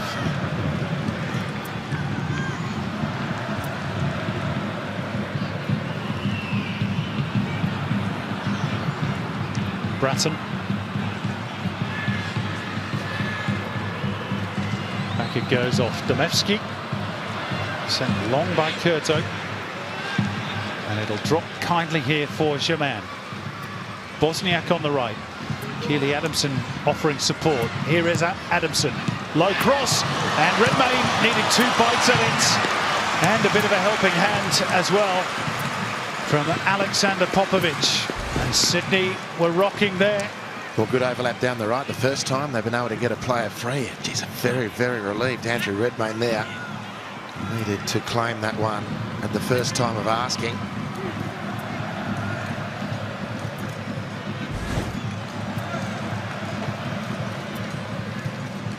It's produced this corner. Yakalish to take. Arslanigic was in there. There appeals for handball and then a foul on Uskok. Casey Rybelt not interested in either. But she's just going to hold up play. That's where the ball strikes the arm of Popovic. Is that in an unnatural position? No, I don't. And is there anything on that by Grant on Uskok? No. I think if Tommy Uskok goes down immediately, yes, but by the time Ryan Grant had stopped the contact, which I think was pushing the envelope, but he was free of that Uskok before he decided it was time to hit the turf.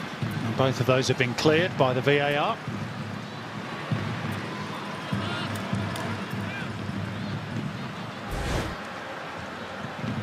Here we go again.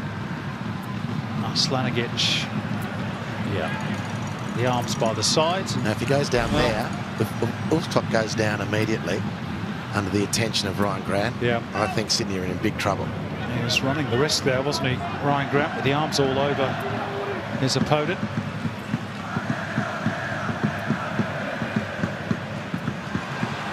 Oh, Patrick Wood, I'm not sure he's got the right studs on. He's slipped over 2 or 3 times since arriving off the bench.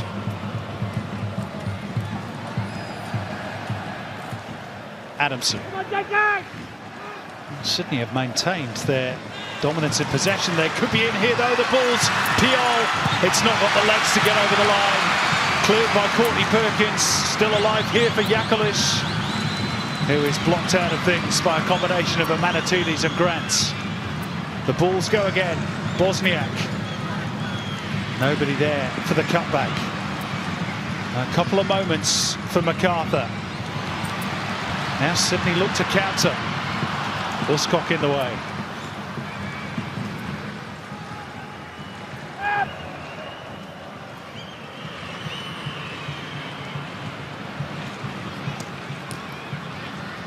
Well, it just didn't have enough juice, did it, to get over the line from Ariath Piol.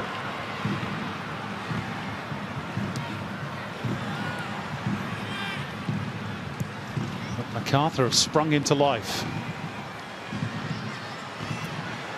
Bosniak.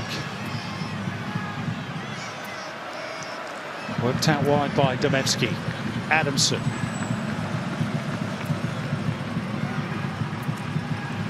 Uscock, Bratton. Threads the needle nicely for Vujica. 3 in a row here for Macarthur. Oh, Piol! That is unbelievable! A bicycle kick that is absolutely world class from Ariath Piol. And the balls hit the front with 18 minutes to go. What a goal!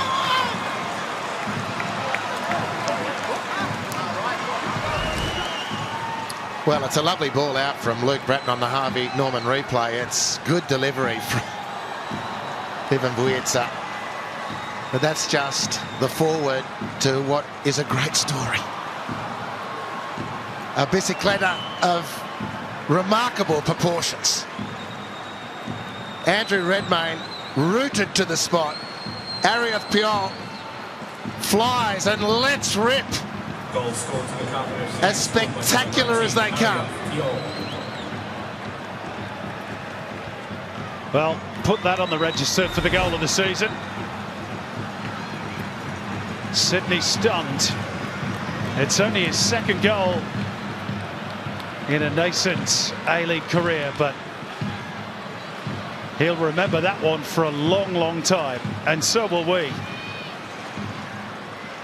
Something quite extraordinary, and perhaps it was going to take that to break the deadlock here this afternoon. Well, it's taken 20 minutes or so for Macarthur to play like they've got an extra player, and a couple of repeat efforts on the Sydney penalty area. They were back in the groove, the Bulls, in a funk before then, but it's still taken something quite exceptional to split the teams on the scoreboard here.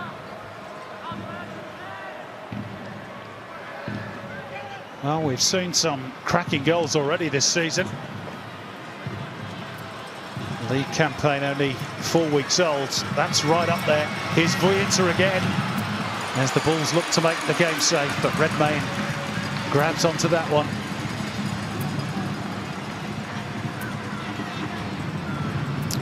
And Ufuk Taleh's got a big problem now.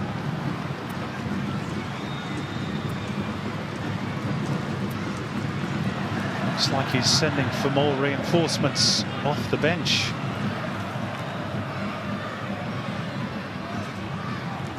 May well be that we're going to see a debut for young Tiago Quintal, who played his first game for the senior side off the bench in the Champions League 2 during the week.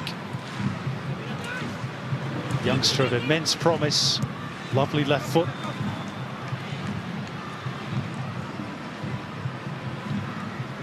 Here's Domevski.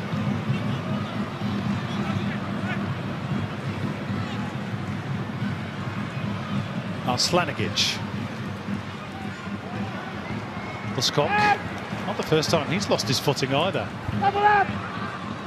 And then Kucharski just catching his opponent.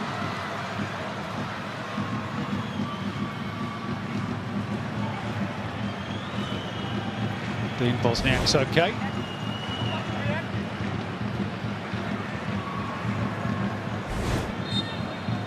Maybe mistimed rather than malicious.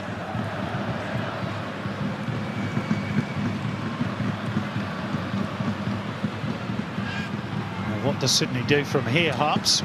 Well, the guys with the fresh legs, and use 5, well, about to use their 5th substitution, really have to light the fuse for the team. And Patrick Wood, if he can stay on his feet, I'm not being facetious, he's trying to provide that energy. He's looking quite sharp, actually, but he's lost his footing a couple of times, sort of meters the impact a little bit. That's a lovely ball from Bratton. But Amanatidis is a player with immense speed, and he has to harness that, even if it's to just harass Macarthur players in possession or about to receive the ball. And then, of course, Jaden Kicharski, well, he's come off the bench to reasonably significant effect. Well, Macarthur won't need reminding that in their previous 2 games they led by a goal to 0, and they ended up losing both of them. Ariath Piol's goal came around the same sort of period that the Lodgermans did last week. Here's Burgess. And then maybe Sydney guilty of trying to walk the ball in. Yeah, I think... Can't score if you don't shoot. I think that story is growing. They've really trying to make sure of it, and probably a little too much. So, the end of the section for Max Burgess. And we're going to see an A-League debut for the 18-year-old Tiago Quintal from the Balcombe Hills area of Sydney. Italian and Portuguese heritage. Big Chelsea fan apparently as well. Fan of Eden Hazard. And a certain Adrian Mirziewski growing up as a Sydney FC fan. And that's good to hear, Harps, as well, isn't it? That heritage starting to come through. That's the impact of a big-name player. He was magnificent. Mirziewski. Let's see if young Quintal can get close to emulating. He was very good off the bench. He's a youngster of huge promise on that evidence. Kicharski almost nipping in ahead of Uskok. Adamson robbed in possession. Really good tackle that by Caceres. Sydney not giving up the ghost here. Caceres, little touch, took it away from Wood.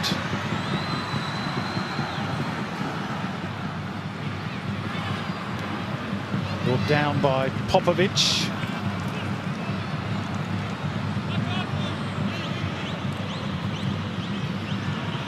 That's the As Live ladder, which says that if it stays this way, then Macarthur will move above Sydney into 5th position. That was surely handball by Bosniak.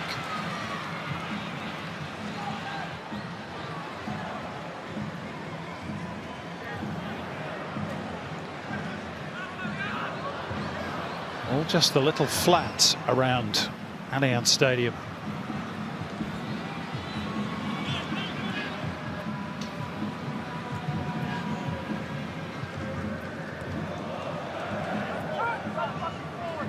Kicharski. Grant. Popovic. Wide right is Amanatidis. Popovic. Wood very tightly watched by Arslanagic. Ball breaks here for Courtney Perkins though. Given away by Tiago Quintal. And then Dean Bosniak returns the compliment. Caceres.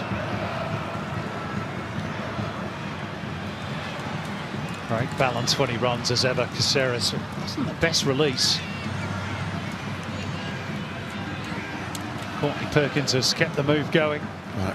That last run from Caceres didn't get any help from the more advanced Sydney players. I think they were as awestruck as most people watching Caceres carry the ball with such grace and effectiveness, but they needed to move off a shoulder, clear a lane for him to keep running or to find them with a pass.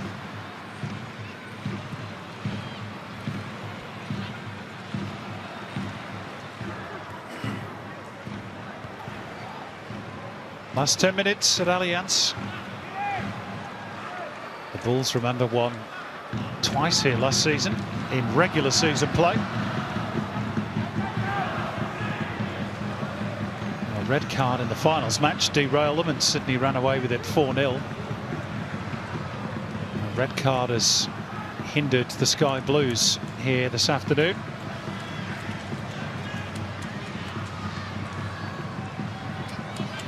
Courtney Perkins, Kucharski, Quintal, back out for Caceres.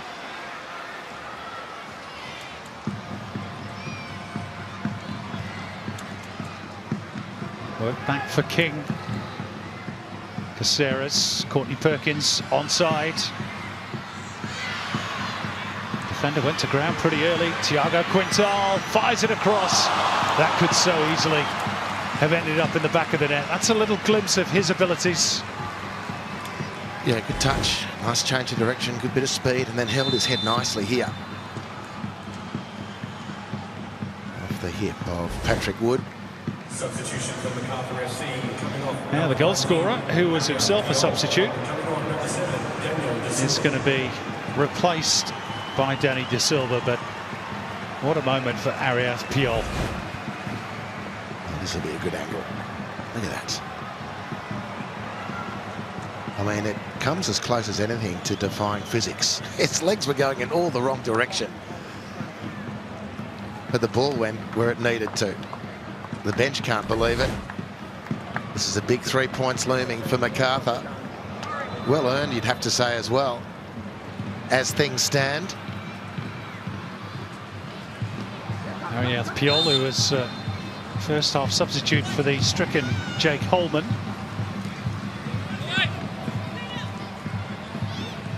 Who we were told has an oblique problem. He's got the international break to get over that. But his replacements getting all the plaudits on the bench. How did you do that, Aria? Quintal. Patrick Woods. Well, I'm not sure he wasn't impeded initially, but then he threw himself to the floor, which probably didn't help his case.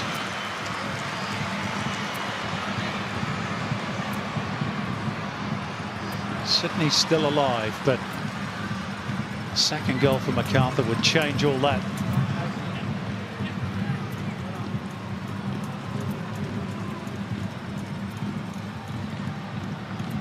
Yakalish and Germain combining nicely. Bratnew's pulled all the strings for the Bulls in midfield. Buskok. De Silva sort of ran into Joel King.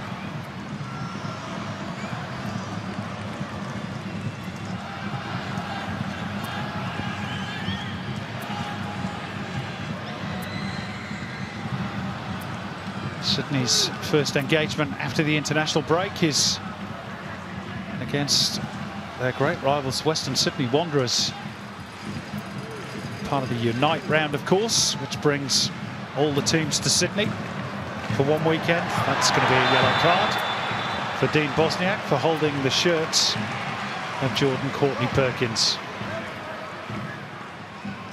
The Bulls, meantime, will play Auckland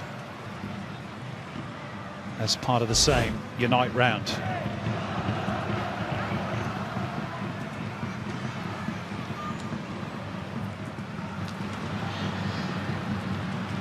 King.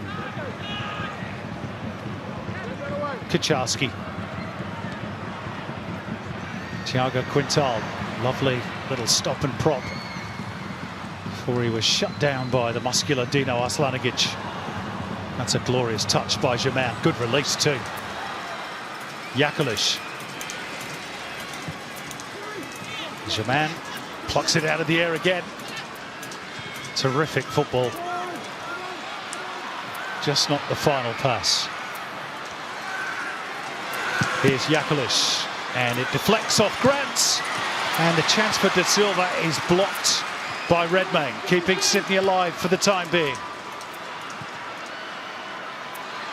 Patrick Wood looking to roll his defender, Tommy Uscott, who is penalised, and Casey Rybalt wants a word. And a yellow card is produced. I don't think there'll be a fist bump for that one. No, it was a good opportunity for Macarthur to put this game to bed. Danny De Silva could only find the shins of Andrew Redmayne. Patrick Wood hits the turf again, but gets a free kick and a yellow card for Tommy Uscott on this occasion. Well, Sydney still believe there's something in this game for them. And for all their good possession, they haven't really created a lot of clear-cut opportunities. Quintal. Popovic. Caceres. They're going to hold off the attentions of Adamson. Free kick, Sydney.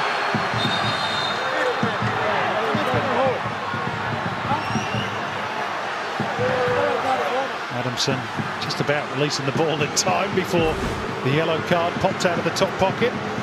Well, he's had a big game today too.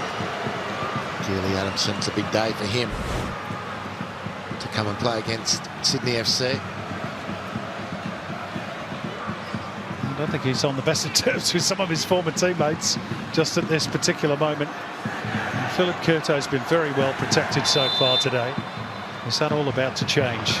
Caceres floats it in, good shape to it, and there's a whole scramble and it's pumped over the line, and Sydney have an equaliser thanks to one of their substitutes, Patrick Wood, who scores against the Bulls once again, and Macarthur have cracked with 2.5 minutes to go.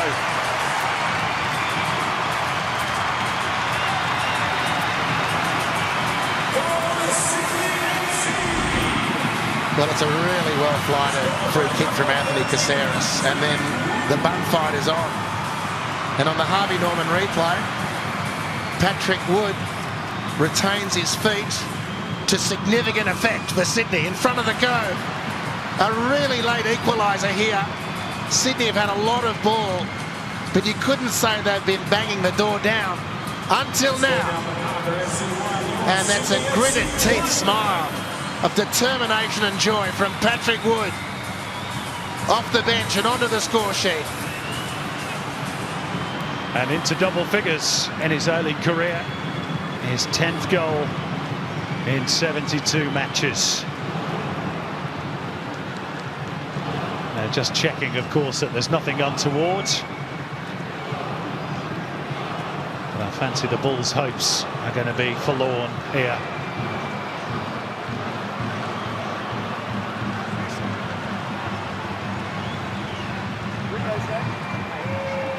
She's gone over to have a little chat with...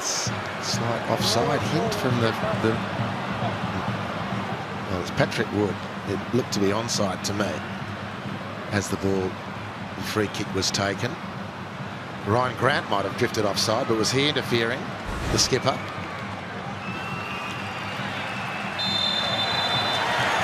We are told that they were checking that, making sure that it didn't hit an arm in that initial scramble, but that's been all cleared, and Sydney are level. It seemed to be held back there. That was surely a foul. There's been a fair bit going on out there. That was clearly a foul on Vujica. He's still asking the question. Well, you're not going to get the answer you should have got. It's not coming now. Manatidis had a great opportunity to square Vujica up and test him for speed, but he wasn't strong enough in possession. Well, for a team that went down to 10 men in the first half, to have 4 players in the top 5 of the Paramount Plus player index is quite some going. And you just never quite felt that Sydney were out of it, even despite that man disadvantage. Could they go on and win it? Here's Ryan Grant. Patrick Wood will chase after this one. It's tidied up by Adamson. Sydney throw. We're into the first of 7 additional minutes.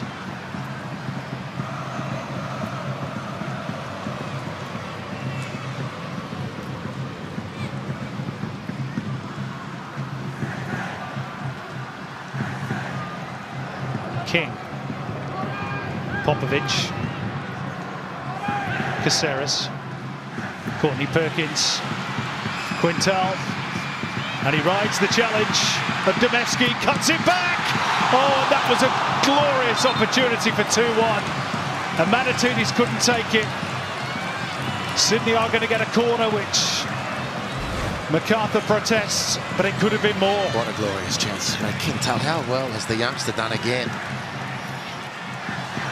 Credit the work, the stretch of Vujica. It was a sitter there otherwise for a Manatidis.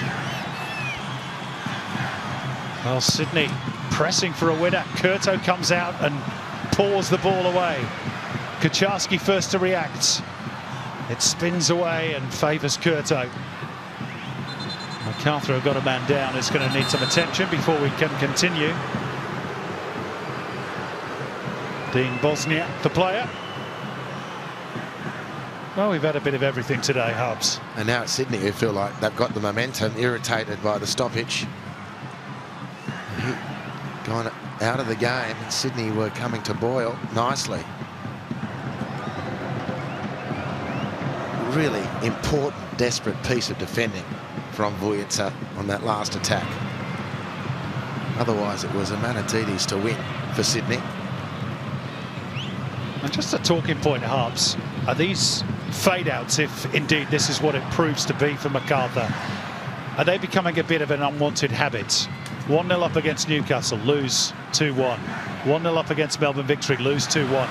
They're under the pump again here against Sydney. Here's Tiago Quintal, come back to that. Into the box they go. Quintal, it's desperate defending. Vujica gets it away for now. But Sydney are coming. Well, just needed to pull the trigger, Sydney. How did they lose that throw? Tallo's just losing his rag coat totally in the technical area. Lumped forward by King. But how well's the youngster Quintal doing to ignite the Sydney attack here? The value of a dribbler. And Manatidis 1-2 with Kucharski, but that's where it breaks down and Yakulish races away. Could the Bulls go and steal it at the other end? De Silva on the outside of Yakulish, used as the decoy. Jaman in position on the right. Oh, Yakulish wanted too much time. Well, you talk about the fade-outs. To answer your question, I think the bigger issue is not taking the chances to win the game. And Aaron Yakulish is cast centrally in that piece of theatre for Macarthur. Kucharski still going. Tiago Quintal blocked by Uskok, who has a real go at Josh Domevski for not shutting down Tiago Quintal. It's taken a while to reach the boil, but the closing stages of this are compelling. It's compelling A-League football here at Allianz. Caceres into the box. Wood tries to make it stick and gets a corner. The 10 of Sydney have the 11 of Macarthur on the rack. Can they find the telling blow? And the Cove literally jumping. And just before that corner is going to be taken, there's going to be a yellow card issued, I think, to John Maisano, Sydney FC assistant coach. I think it's probably to both for being outside might well be outside the technical area. Tiago Quintal, top of the box is Kucharski, trying to find the angle. Shut down by De Silva. Just over 2 minutes remaining. Tiago Quintal, little swivel of the hips, gets the cross in. Every man on deck defensively for the Bulls. Kucharski. And anywhere will do for Uskok. Edge of the seat stuff. It's been a fabulous close to this game. We've said on a couple of times through the preceding 90 minutes that it's just been on the ball, waiting to take off. You have to say that Quintal has been a major catalyst for what Sydney are doing. Yeah, that left peg is going to be one to watch over the coming seasons. Now, Attention switches to the other end. They've got an overload here, the Bulls. It's Valère man all the way through. It goes. Yakulich! Finally, he tucks one away. And with only 60 seconds or so left, have Macarthur grabbed all 3 points right at the end.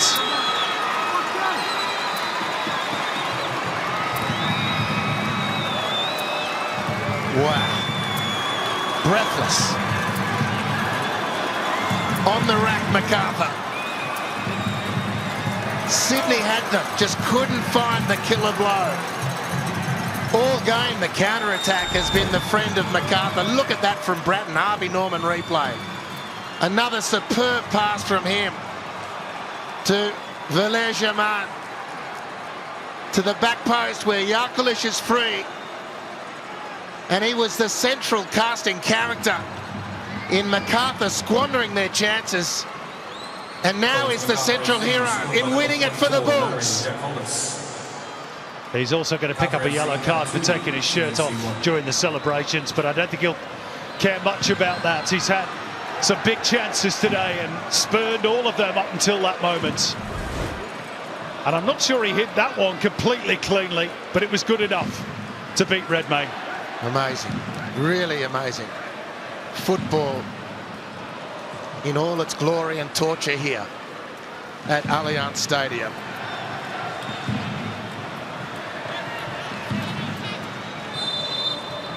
Well, how much time does Sydney have left to try and force an equaliser? Caceres leading the charge. Anywhere will do for Adamson. Oh, that's a foul by King. Unnecessary. Runs down the clock in favour of the Bulls.